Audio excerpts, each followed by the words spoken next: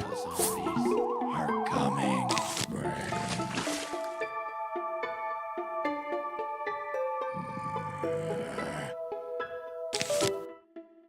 Brains.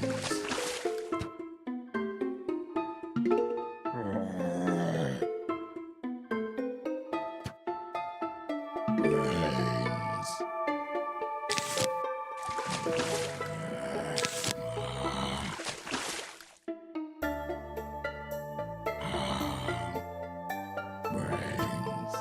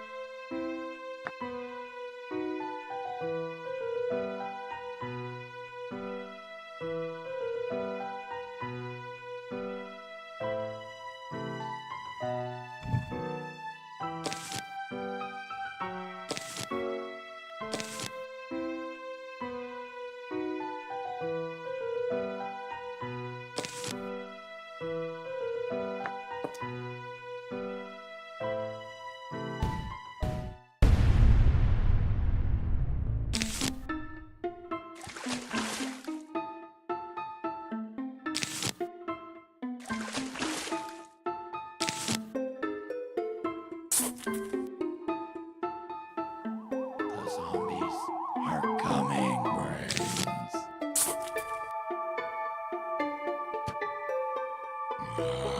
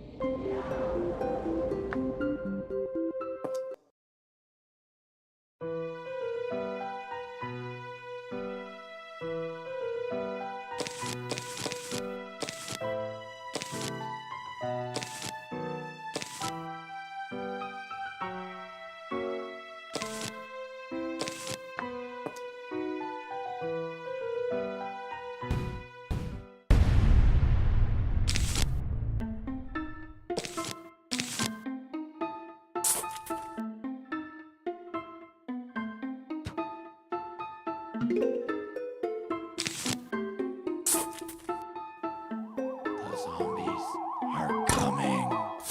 Brains.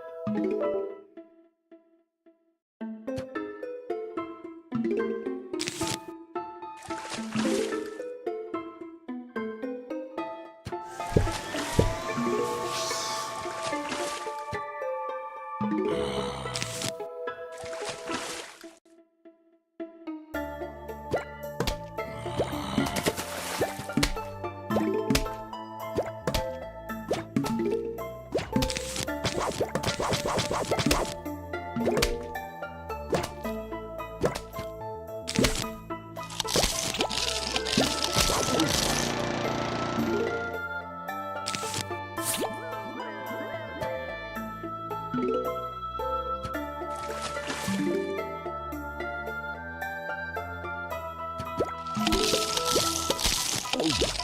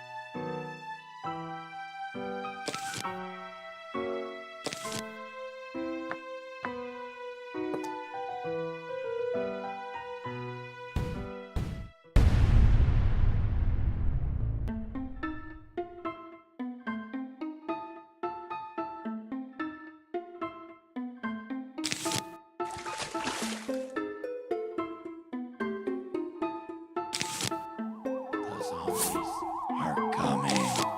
Brains.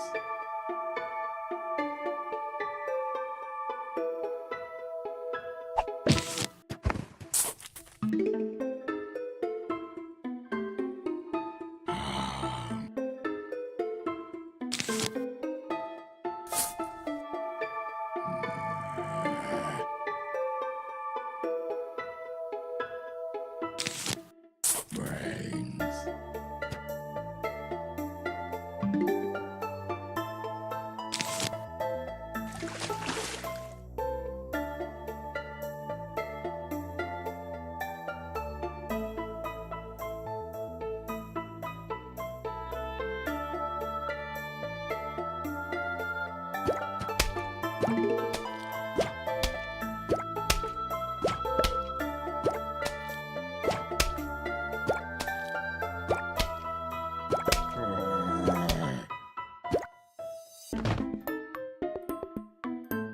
Brains.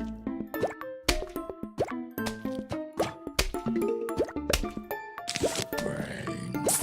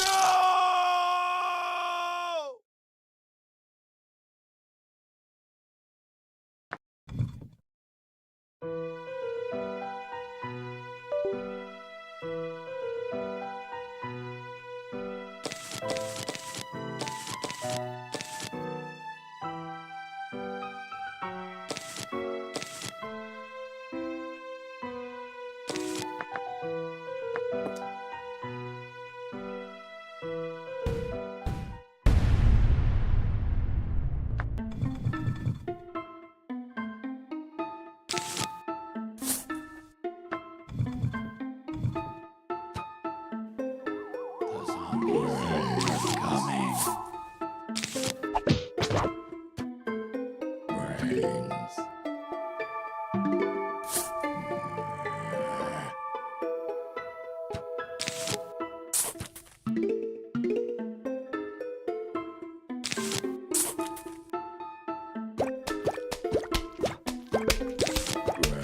Brains.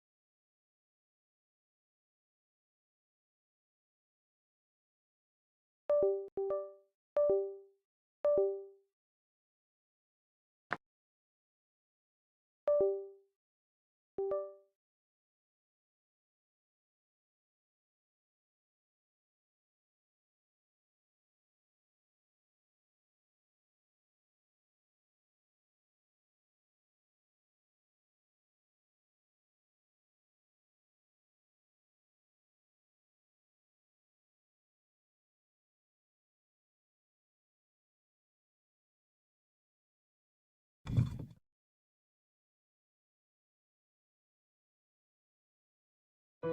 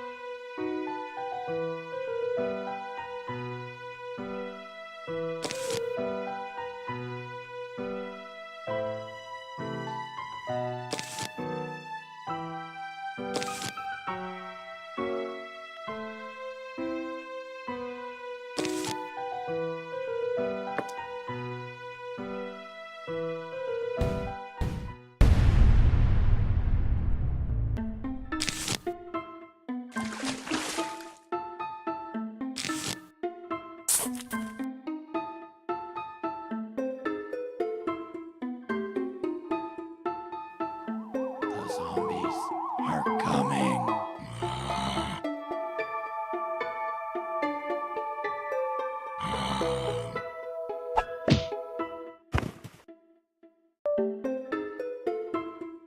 Brains.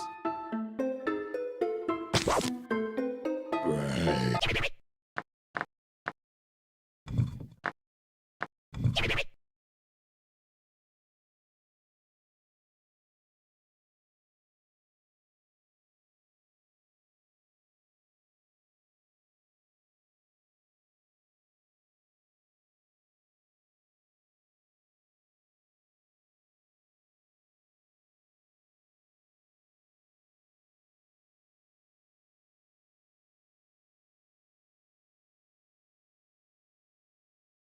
The Bloxy Noob skin currently has a bug that removes his pants. The devs better fix this because the killers are getting a little. We're the cast of Young Sheldon.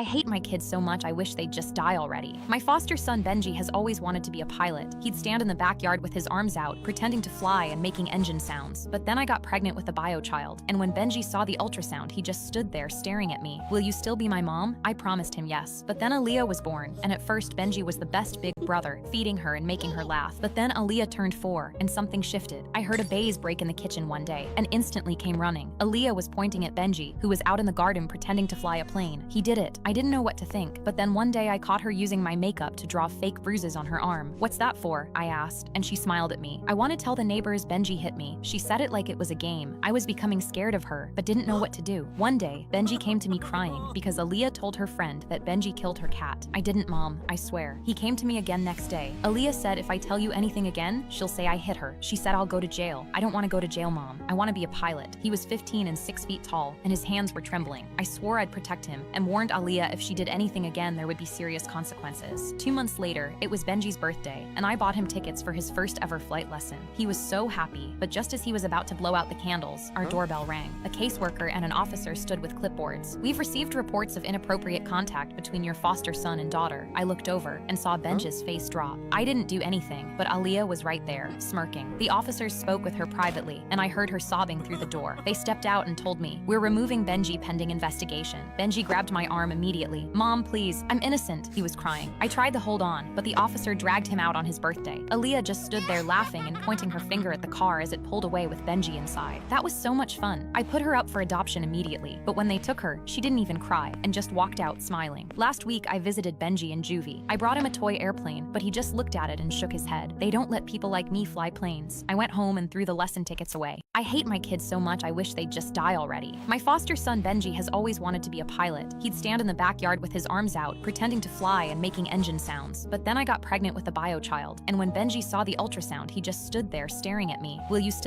It's one of those speedometers. Excuse me. Yes. You're in my seat. This is 13F. That's what it says on my ticket.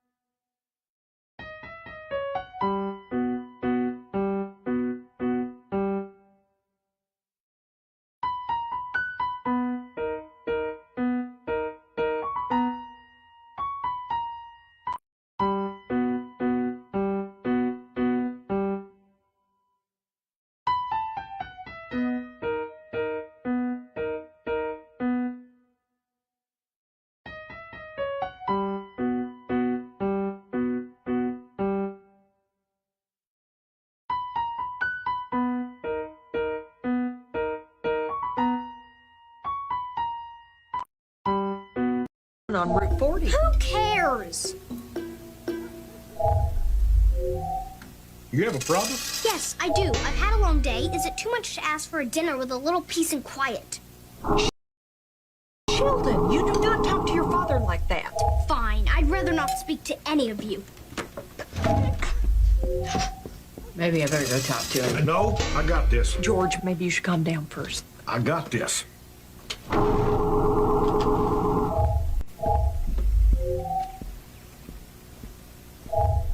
You want to explain yourself? She does make it good, though. Did you know she puts vanilla extract in her whipped cream? I did not. 1/4 teaspoon. Georgie? Yeah. We're looking for brisket. He's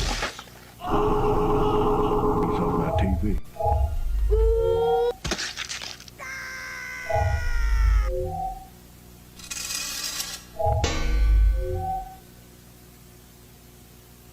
On Route 40. Huh?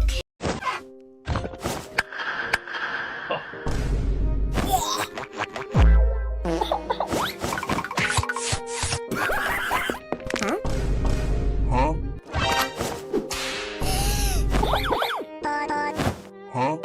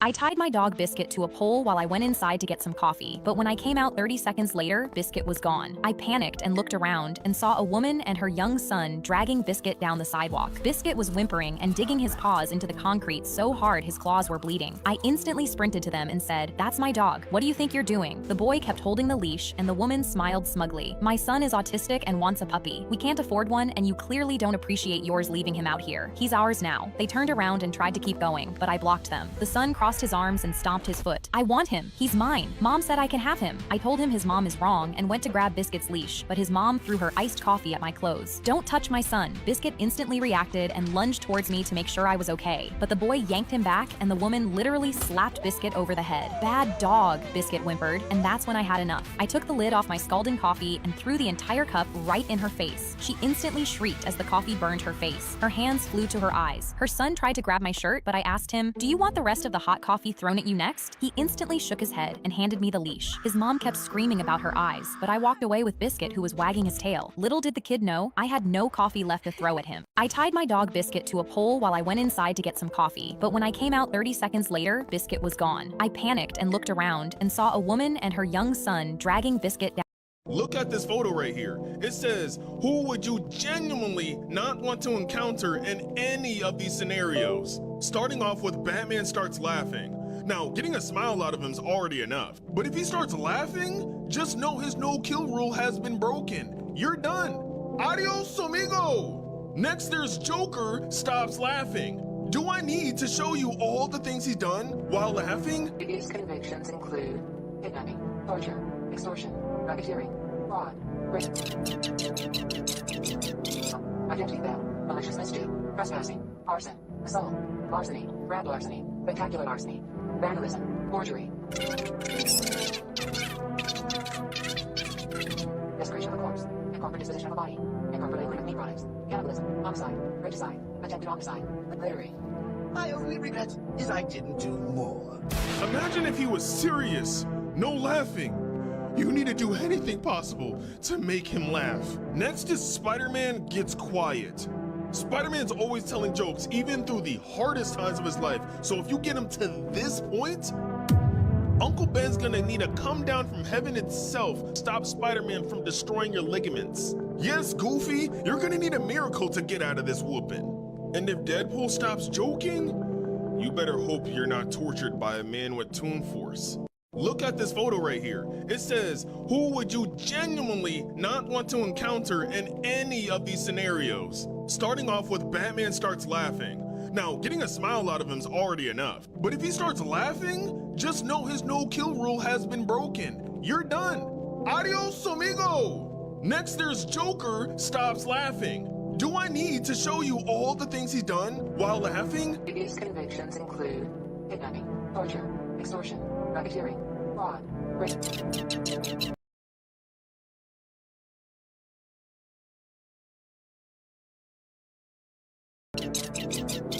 identity theft, malicious mischief, trespass. Day one of finding the loud. Is it Zabel or the sea lantern? I think it's Zabel. Now the door or the cobbleweb? It's obvious lies a door, Pickle Rick, or the block of Zenotus. Is the Pickle Rick Les Go? Sapling or Green Wool? Is probably the sapling. Bedrook or orange sand?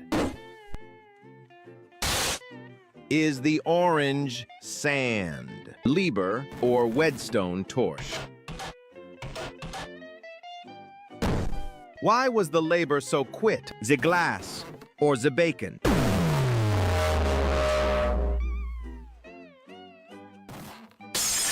You decide in the comments. Day one of finding the loud.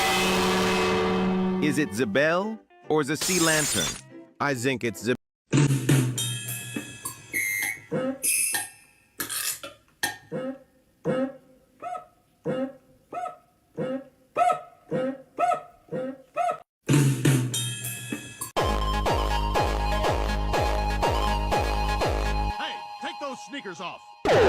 off, I said. Ah, let him go. We'll never catch him. Hey,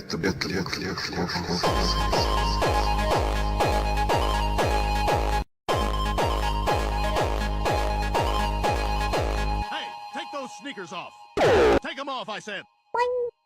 Ah, let him go. Really? Oh, really? Dreamy! If I hear you scream again, you're going to bed.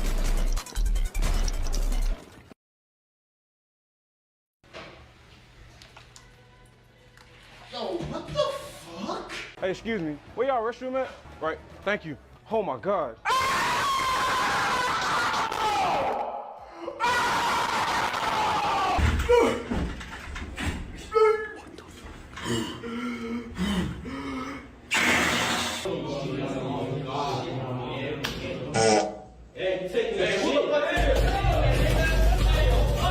Something smells good in there. What is that? What did you have to eat? That smells amazing. You gotta let me try that. Yeah, that's enough, man.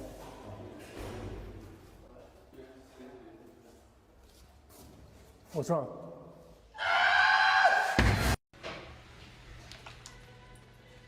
Yo, what the fuck? Hey, excuse me. Where y'all restroom at? Right. Thank you. Oh my God.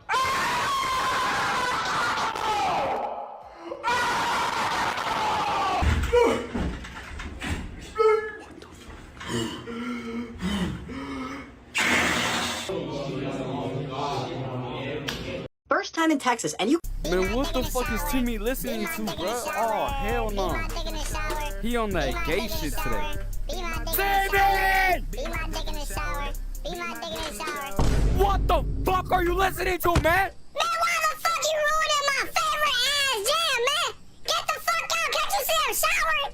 Man, if you don't get your ass out of that shower, get the fuck out. Come on. Get the fuck out. You know today's your birthday, right? Yes. So we're gonna go celebrate. Fuck you, bitch. Stop fucking hitting me! Damn! What the hell have I ever taught you about that? Get your ass downstairs, man. Timmy, I know I was supposed to get you a birthday cake, but you know your daddy's broke right now.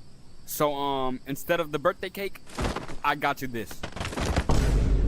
You gonna celebrate your birthday with some uncooked meat, alright? Man, what the fuck did I ever tell you about this uncooked meat shit? You better put this back on the fucking pan where you found it from and give me an actual fucking cake. You dumb cockroach living creature. Man, shut the fuck up. You gonna appreciate what I have, alright? How about you appreciate this dick? Damn, sit your ass down. Yo, Dad, go get the fucking door right now. What are you talking about? Get the door. What do you want me to get the door for? Man, stop fucking asking questions and go get the fucking door. Okay, Timmy, chill, bro. All right, hello, who's on my door? Hello, who the fuck? Yo, Timmy, who the fuck is this bitch? Hello, ma'am, who are you? Yeah, hello. I'm actually Timmy's girlfriend, so, if you can please let me inside, then that would be great. Thank you. Timmy's girlfriend? Since when the fuck did he have a girl? Get your ass inside. Timmy, I never knew you had a girlfriend, bro. You never told me about this? Hell no, why the fuck would I tell you about my love life, bitch? All right, bro, chill. You ain't got to go that far now, all right? Because I will kick this bitch out my house. Bro, what the fuck? No one told your ass to come over, too. The fuck? Yo, Timmy, your girlfriend got a problem because she running into a wall and she already making out with it. You got a fucking problem with your girlfriend, bro. Yeah, Dad, I'm not gonna lie, bro. My girlfriend got autism, so, she can go fuck herself. Man, what the fuck is Timmy listening to, bro? Oh, hell no. He on that gay shit today. Timmy! Why was 6 afraid of 7? Because 7, 8, 9. It sounds like 7, 8, 9. Classic joke. Want a darker version?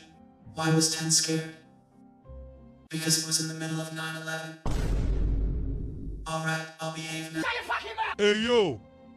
These are the horrifying steps you would face if you got lost in the Appalachian Mountains. Firstly, you won't even realize you're lost. It only takes one wrong turn off trail that looks like the right direction, and the forest can start to repeat itself every direction you turn. Realizing you're lost far too late, which is why many have disappeared in these seemingly calm mountains. But it only gets worse from here, as the weather can flip almost instantly. Due to the high elevation of the mountains, clear skies can turn foggy in just minutes, making it easy to get lost even with experience. Then if you think screaming for help will save you, the trees and bushes will work against you, acting like a barrier, muffling screams or sounds you make, nearly impossible for people to hear you at a distance. Or if you want to call for help and open up a GPS, signal is unable to reach you here, leaving you on your own. Even creepier, these mountains are over 400 million years old, older than mammals, dinosaurs, and trees. Not meant for humans like you, which you'll realize after seeing abandoned towns, mines, and old roads with no signs of life, just silence, causing your brain to start playing tricks on you. Many hikers report hearing voices, whistling, and a weird presence following them in this isolation, repeating all of this over and over as your body gets weaker, until eventually there's no trace you were ever here at all. These are the horrifying steps you would face if you got lost in the Appalachian Mountains. Firstly, you won't even realize you're lost. It only takes one wrong turn off trail that looks like the right direction, and the forest can start to repeat itself every direction you turn, realizing you're lost far too late, which is why many have disappeared in these seemingly calm mountains. But it only gets worse from here, as the weather can Excuse me, who are you and what do you do for a living? I'm a Greenland shark and parasites eat my eyes for a living. Ooh, okay, and how did this dentist become one of the deadliest men in World War II? Hey, you see that guy over there? This dinosaur was so terrifying to attack that even T-Rexes might have avoided it. Meet the Ankylosaurus. And once you see how this thing was built, you'll understand why it was so scary. Let's begin with their body. They were absolute tanks. The armor on their back wasn't just a shell like normal dinosaurs, but rather directly infused into their skin. So you couldn't just rip it off, as the dinosaur itself was the armor, nearly impossible to bite through. It doesn't stop there, as they were essentially a walking fortress, built extremely low to the ground, wide, weighed up to 8 tons, and believed to squat down low to the dirt when threatened, meaning it was almost impossible for any dinosaur to flip them or reach their vulnerable underside. Not only that, if you tried to attack, imagine you walk. Hey, back off! This is my kill! You're not getting shit! Oh, come on, man, you gotta give him something. I'm starving, dude, I don't care! So is he. I said I don't care! Come on. Oh, alright, fine. This is all you're getting. Oh my god! Now there's 3 of them! What do you want me to do now? Dude, they could help you. No, they can't. Yes, they can. That's cap. I'm not lying. They could help you kill that thing right over there. Wait, they could help me hunt those? Yeah. Yo guys, I have a deal. If you help me kill that thing over there, I'll give you some of my meat. Say less. Alright, bet. You got a friend in me. You got a... Hey, back off! This is my... Imagine you walked outside and saw dozens of your neighbors violently dancing until their feet bled and collapsed unconscious. This actually happened in 1518 in a town called Strasbourg. All starting with this woman right here named Frau Trophia, one day randomly walking outside of her house and dancing in the streets. At first, people thought nothing of it. Maybe she just liked dancing, or was a little bit crazy. But this is where things got weird. As hours passed, she just didn't stop, looking completely exhausted, drenched in sweat, and somehow kept moving all throughout day and night. And it only got worse, because people strangely started joining her, one by one, dancing in this weird trance-like state. Still, it was only a few people, so no one too concerned yet. But as days passed, not only weren't they stopping, but people kept joining in, at one point reaching dozens of people. Now the town was worried, hoping they would just eventually stop on their own. But no. Their feet became bloody and bruised, bodies on the brink of collapsing. People tried dragging them away, holding them still, giving them food and water, taking them to church, and even built a stage with music playing to hopefully dance the sickness out. But nothing they tried was working, only stopping unless they physically collapsed. Some even reportedly dying from exhaustion, where this would go on for multiple months, starting in July, slowly fading out around early September, with 400 infected people in total. Whether it was mass hysteria, poisoning, or mental illness, to this day we still don't know the exact.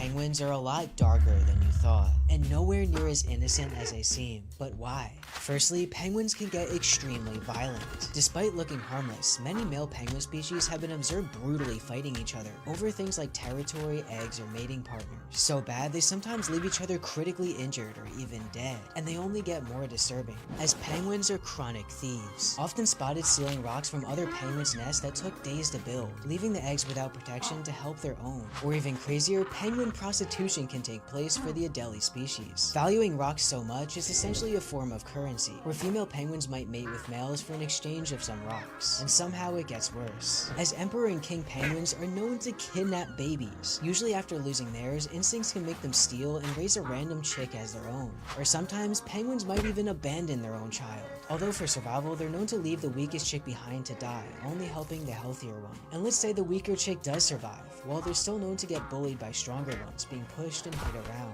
And even if you are a healthier chick, you're not safe from deadly things like trampling, freezing, starvation, or being hunted. But worst of all, during mating season, specifically male Adelie penguins can get so aggressive that they've been seen violently forcing females to mate, or sometimes attempting to mate with dead penguins.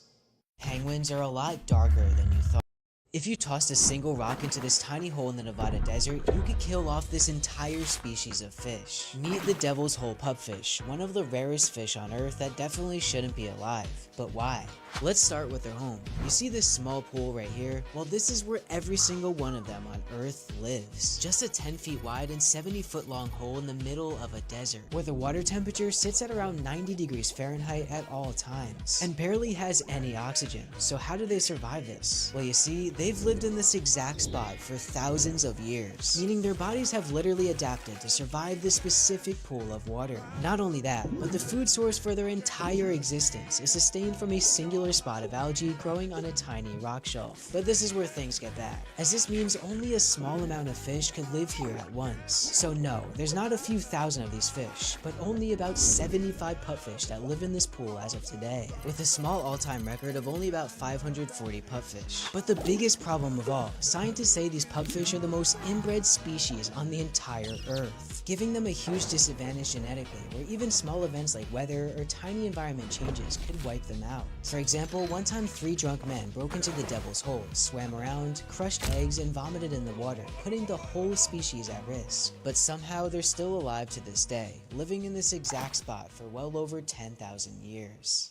If you tossed a single rock into this tiny hole in the Nevada desert, you could kill off this entire species of fish. Meet the Devil's Hole pupfish, one of the 12 reasons Theodore Roosevelt was way more badass than you thought. Firstly, he had a fight club in the basement of the White House, often fighting staff members, Secret Service, or even diplomats. So obsessed that doctors begged him to stop, eventually going blind in one eye from it. Next, he was once shot in the chest before a speech, but a folded piece of paper in a glasses case slowed down the bullet just enough not to kill him, continuing to give a speech for 90 minutes as he bled through his shirt. And he only gets more badass. He once ditched his political career to become a cowboy after his wife and mother sadly died on the same day, where he would live on his own ranch, rode horses, hunted, and slept outside. One time even had his boat stolen, so he built another one, chased down the thieves for multiple days in freezing weather, and captured them. He doesn't stop there. He was so addicted to hiking that he would go out even in deadly conditions, and sometimes force diplomats to go hiking with him during meetings. Explored the Amazon rainforest in an uncharted area at 55 years old, almost dying multiple times. During battles, was known for charging directly into danger instead of avoiding it. Is one of the main reasons teddy bears and national parks exist now. Read multiple books every day, was so energetic and hardworking he would exhaust anyone who worked with him, and is the youngest US president in history, dying peacefully in his sleep. Quoted that death only won because Roosevelt wasn't awake to fight it.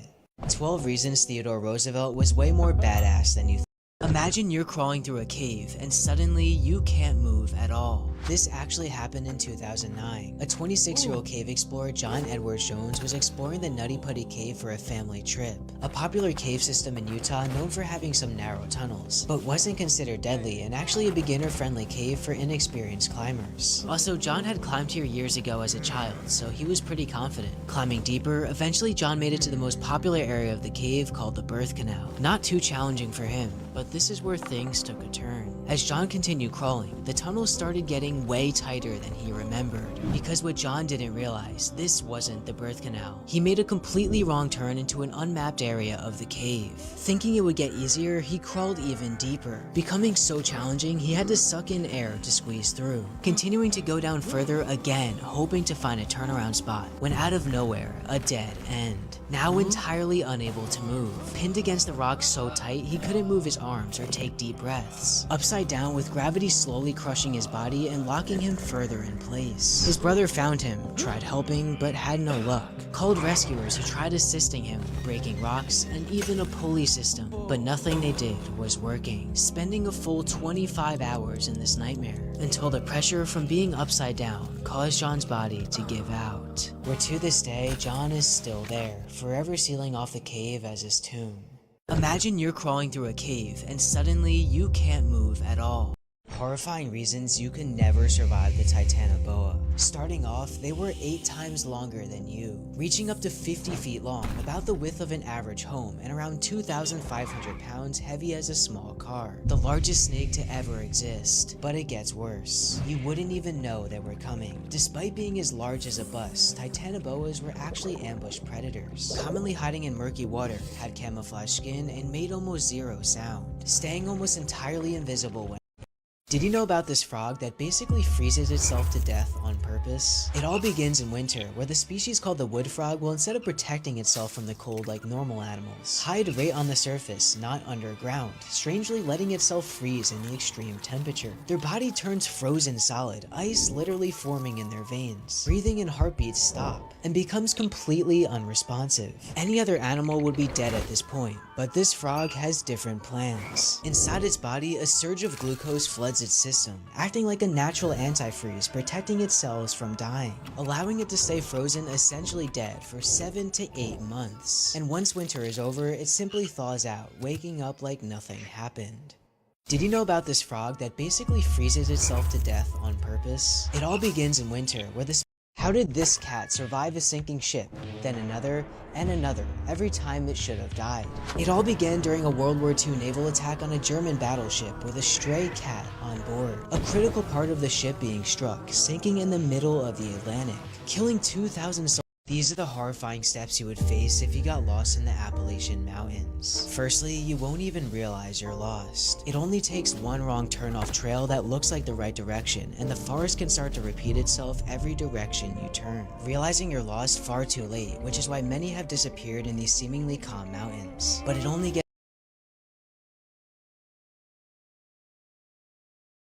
These are the horrifying steps you would face if you got lost. This kid pulled a prank that caused the school so much trouble, and nobody ever found out it was him. It starts with him at a dollar store. He finds these bottles of concentrated bubble bath soap. This looks fun. Like a tiny amount of this stuff would make a ton of foam. This gives me an idea. So he buys a bunch of them, fills his entire gym bag. Now this kid knows the school's layout. He knows where all the cameras are. He knows where their cameras aren't. So one weekend he sneaks inside the building. We're in. He makes it secretly all the way to the pool. The school pool. Looks around, it's empty. Obviously, it's like 10 p.m. on a Saturday. He unzips his bag and he just starts dumping this bubble bath soap into the pool. Bottle after bottle. Then he just leaves. He doesn't stick around. Didn't even wait to see what happened. Well, flash forward to Monday. He gets to school, and there's literally foam everywhere, bursting through doors, filling the hallways. The entire pool room has foam up to the ceiling. Yo. The principal's freaking out.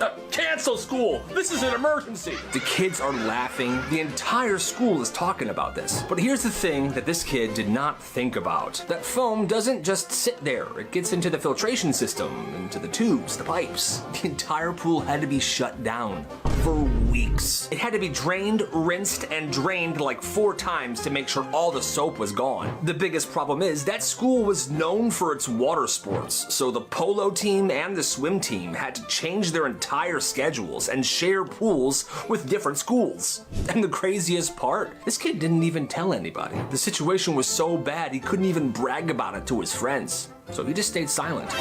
Until now. This kid pulled a prank that caused the school so much trouble, and nobody ever found out it was him. It starts with him at a dollar store. He I whispered to a dead calculator during an exam and accidentally became a school legend. Calculator 23 died 10 minutes into my AP Calculus exam. Black screen, nothing. This test was 40% of our grade, and I was staring at a dead machine, so in desperation, I leaned over and whispered, "Come on, buddy, wake up, we gotta do some derivatives together." The screen flickered and came back to life. The girl next to me watched the whole thing. How did you do that? I just talked to it. By lunch, she told half the school I could fix calculators by talking to them. The next week, someone handed me calculator 14, which had been dead for months. I figured I'd play along, so I whispered, "Activate mathematical functions." It turned on. Now I had witnesses. Freshmen started finding me in the hallway, holding dead calculators like offerings. A month later, the principal called me into her office, and I thought I was done. "I have no idea what you're doing to these devices, but our IT budget has never been lower. So whatever magic you're performing, I need you to keep it up." It's not magic though. I think they just need to be. Don't explain it. Mystery is better for morale. I walked out of that office with permission to run a tech repair business. I had no idea how to explain. Senior year, I was sitting at my desk when a kid from the computer lab ran in out of breath. 20 computers just crashed with everyone's final presentations on them, and the teacher is about to cancel everything. "We need you right now." I walked in, and the whole room went quiet. 20 frozen screens, and 40 kids staring at me. I walked to the front, took a deep breath, and spoke in the most confident voice I had. "Network systems, acknowledge presence, execute mass recovery protocol." Nothing. 5 seconds of dead silence, and I could feel every eye in the room. Then one by one, the screens started flickering back to life. Every single computer came back online with all the projects. So you know the TV show Bob the Builder? When I was a kid, my aunt and uncle... I woke up in the middle of the night feeling extra More water, sir? Oh, thank you. More water, sir? More water? More water, sir? More water, sir? More water. So we're gonna start with the nachos, and then for the entrees, we'll do the enchiladas con queso, carnitas, sopa.